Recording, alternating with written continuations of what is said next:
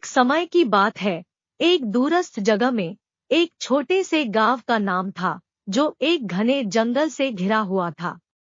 इस गांव में 3 अच्छे दोस्त रहते थे। एमा, एक बहादुर और जिज्ञासु लड़की; जैक, एक चतुर और साहसी लड़का; और लिली, एक दयालु और कल्पनाशील लड़की। एक धूपवाले सुबह तीनों दोस्तों ने फैसला किया कि वे उस रहस्यमय जंगल का पता लगाएंगे जो गांव के लोग हमेशा से भयभीत होकर इसमें प्रवेश करने से बचते थे। वे उस जंगल के अंदर छिपे हुए रहस्यों को खोजने में उत्साहित थे। जंगल के अंदर आगे बढ़ते हुए उन्होंने एक चमकदार फूल को देखा जो उन्होंने पहले कभी नहीं देखा था। उत्सुकता से एमा ने उसे छूने की कोशिश की और तत्काल ही वे एक जादुई प्रकाश में लिपट गए। फूल का जादू उन्हें एक जगह ले गया जो जंगल के भीतर एक आश्चर्यजनक विश्व था, जिसमें बात करने वाले जानवर, जादुई प्राणियों और रंगीन पौधों से भरी थी।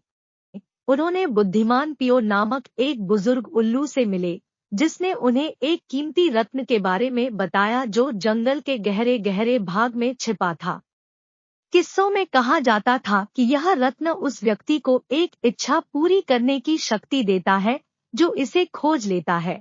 एमा, जैक और लिली को बड़े उत्साह से रत्न खोजने का निश्चय हुआ और उन्हें अपने साथ रास्ते पर आगे बढ़ने के लिए यहाँ से वहाँ घूमना पड़ा। उनकी यात्रा चुनौतियों और आश्चर्यों से भरी थी। उन्हें नकली परियों से मुलाकात हुई, चालाक पहेलियों का सामना करना पड़ा और एक हंसते हंसते नाचने वाले गिलहरी से मिलना पड़ा जिसने उन्हें एक खतरनाक नदी पार करने में मदद की। रास्ते के प्रत्येक कदम पर उन्होंने टीम वर्क, साहस और दूसरों की मदद करने के महत्वपूर्ण सबक सीखे और चिंताओं के बाद वे जंगल के दिल में पहुंचे जहां रत्न छिपा था।